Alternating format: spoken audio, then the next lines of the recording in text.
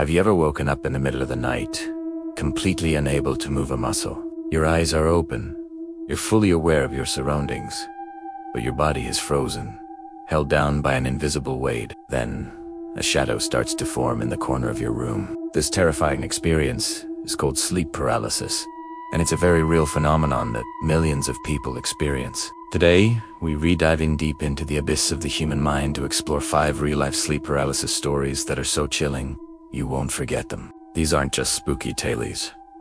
They're genuine accounts from people who have stared into the darkness and seen something stared back. So, turn down the lights, get comfortable, but maybe don't get too comfortable. You might not want to fall asleep after hearing these. Let's start with our first story, from a college student named Liam.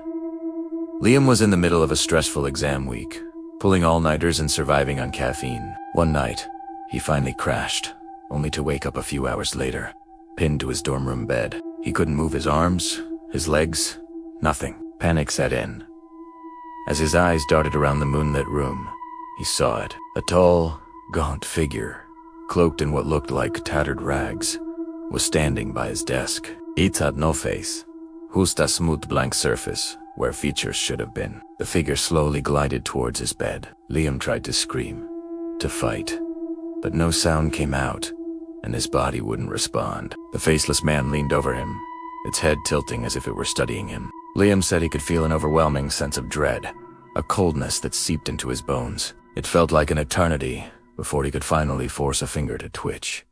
And just like that, the figure vanished, and he could move again. He spent the rest of the night with every light on, too terrified to even close his eyes. Next, we have a story from a woman named Chloe, which adds a strange auditory element to the experience. Chloe had been experiencing sleep paralysis episodes since she was a teenager, but this one was different. She woke up paralyzed on her back, a familiar but always terrifying feeling. But this time she wasn't alone. She could see a small, childlike figure crouching at the foot of her bed. It was just a silhouette, but she could make out its hunched-over form. Then, it started to hum. It was a distorted, off-key nursery rhyme, a tune she couldn't quite place, but sounded incredibly sinister.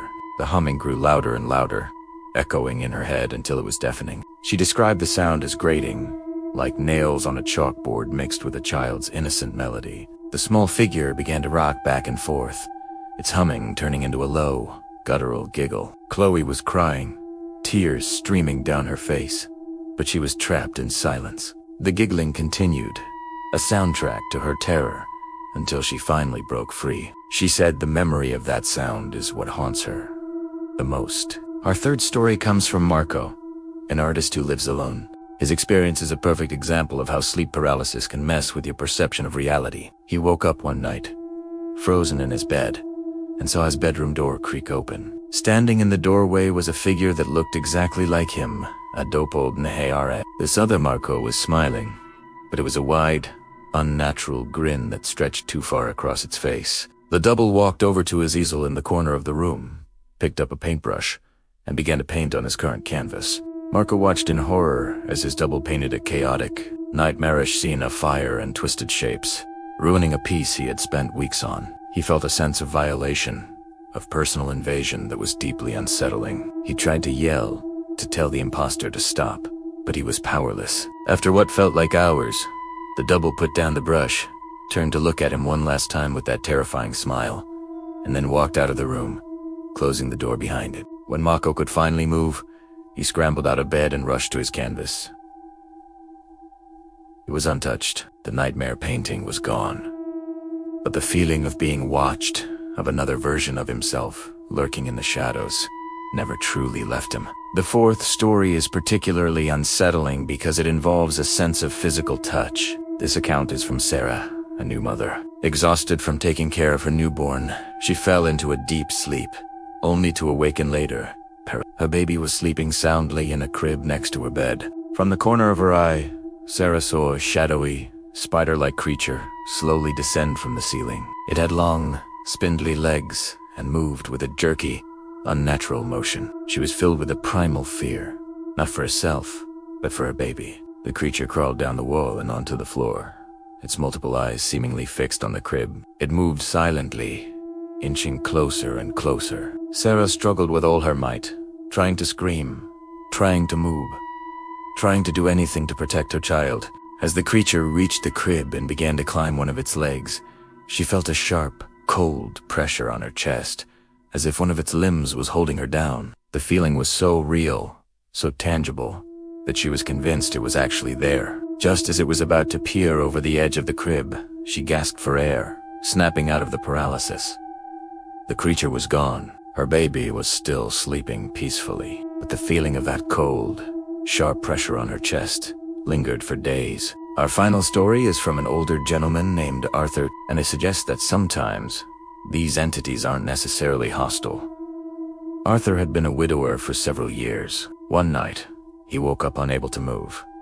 He wasn't scared. He said he felt an odd sense of calm. A warm, gentle light started to glow at the foot of his bed. Within the light, a figure slowly took shape. It was his late wife, Eleanor. She looked exactly as he remembered her from their younger days, smiling at him with the same loving expression he missed so dearly. She didn't speak, but Arthur said he could feel her presence, a feeling of pure love and comfort washing over him. She simply stood there, radiating warmth and peace, as if she were just checking in on him. He felt no fear, only a profound sense of love and longing. He didn't struggle against the paralysis. He just lay there, taking in the moment. After a while, she slowly faded away with the light, and the paralysis lifted. Arthur wasn't scared by the experience. In fact, he found it deeply comforting. A final, beautiful memory of the woman he loved. It's a powerful reminder that sleep paralysis doesn't always have to be about fear. Sometimes, our minds can create visions of comfort and love. So, there you have it. 5 incredibly vivid and personal accounts of sleep paralysis. From faceless men and humming children, to phantom painters and spider-like creatures, and even a visit from a loved one. What's truly fascinating is how these experiences are shaped by our deepest fears, stresses, and even our loves. Science explains sleep paralysis as a simple glitch in our sleep cycle, where our brain wakes up before our body does. The hallucinations are just hypnagogic or hypnopompic hallucinations, essentially. Dreams bleeding into reality. But for those who experience it, it feels all too real.